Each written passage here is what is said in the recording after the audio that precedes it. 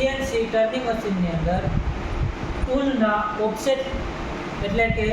જ્યારે પણ મશીન છે એમાં પ્રોગ્રામથી આપણે મશીનને ઓટો મોડમાં ચાલુ કરીએ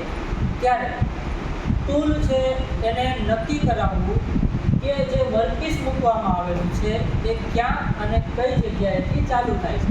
એનો ડાયામીટર કેટલો છે અને ઝેડમાં એ કઈ જગ્યાએ વર્કપીસને આપણે હોલ્ડ કરાવેલી છે. એટલા માટે ટૂલને કહેવામાં આવે છે કે Z0 અને X0 કઈ જગ્યાએ છે,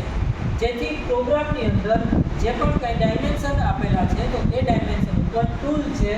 એ પ્રમાણે કટિંગ કરી શકે. તો એના માટે મશીનની અંદર ટૂલના ઓફસેટ લેવામાં આવે છે. તો જ્યારે ટૂલના ઓફસેટ લેતી વખતે ઝેડમાં હંમેશા ટૂલને ઝેડમાં હંમેશા 0 કરાવવો પડે છે અને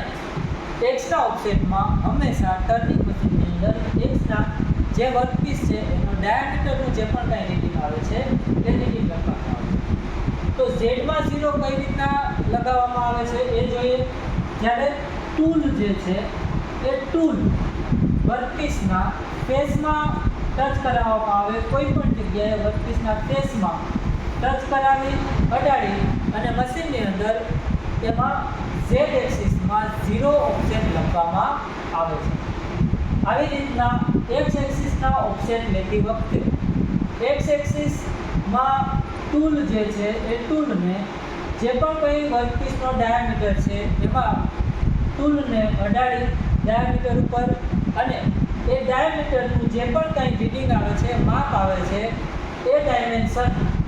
મશીનની અંદર એક્સ એક્સિસની અંદર જે ડાયામીટરનું માપ આવે છે એ ડાયામીટર એક્સ એક્સિસમાં લખવાનું હોય છે, જેથી જે ટૂલ આપણે લીધું છે એ ટૂલને સેવ થઈ જશે કે આ જે એક્સિસ પ્રમાણે જે વર્કપીસ મૂકેલું છે ત્યાં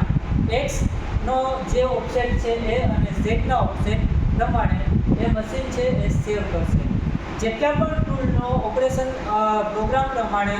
કટિંગ થાય છે, જેટલા પણ ટૂલનો ઉપયોગ થાય છે એ દરેક ટૂલમાં એક્સ એક્સિસ અને ઝેડ એક્સિસના ઓફસેટ લેવામાં આવે છે. જેટલી પણ એક્સિસ મશીનની અંદર હોય એ દરેક એક્સિસના દરેક ટૂલમાં